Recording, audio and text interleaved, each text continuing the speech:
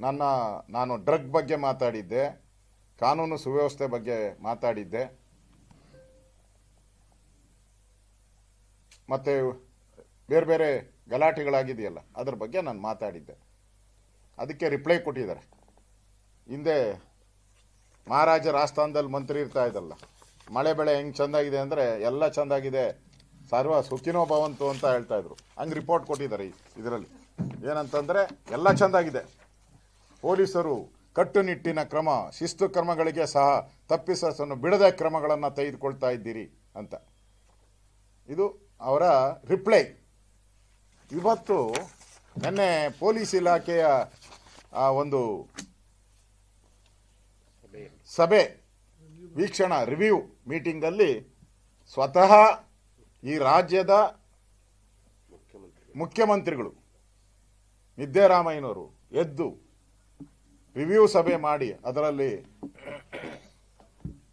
ಕರ್ನಾಟಕದ ಪೊಲೀಸ್ ಇಲಾಖೆಯನ್ನು ಬೆತ್ತಲು ಮಾಡಿಬಿಟ್ಟಿದ್ದಾರೆ.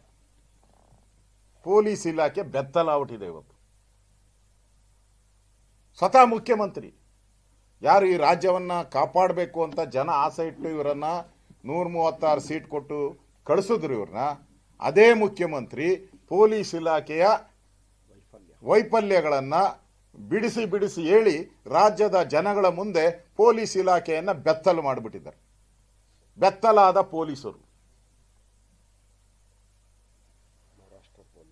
ಮಹಾರಾಷ್ಟ್ರ ಪೊಲೀಸರು ಬಂದು ಕರ್ನಾಟಕದಲ್ಲಿ ಬಂಧಿಸ್ತಾರೆ ಅಂದರೆ ನಿಮ್ಮ ಮಾನ ಮರ್ಯಾದೆ ಇದೆಯಾ ಅಂತ ಕೇಳಿದ್ದಾರೆ. ಇದೇ ಪ್ರಶ್ನೆನ ನಾನು ಅಸೆಂಬ್ಲಿಯಲ್ಲಿ ಕೇಳಿದ್ದೆ, ಮಾನ ಮರ್ಯಾದೆ ಇದೆಯಾ ಅಂತ. ಅದೇ ಪ್ರಶ್ನೆ ಮುಖ್ಯಮಂತ್ರಿ ಕೇಳಿದ್ದಾರೆ. ಅಲ್ಲಿ ವಿಧಾನಸಭೆಯಲ್ಲಿ ನೋ ನೋ ನೋ ಅಂದರು, ಇಲ್ಲಿ ಎಸ್ ಎಸ್ ಎಸ್ ಅಂತ ಇದ್ದಾರೆ. ಪೊಲೀಸರೇ ಕಳ್ಳರು ಅಂತ ಹೇಳಿದ್ದೆ.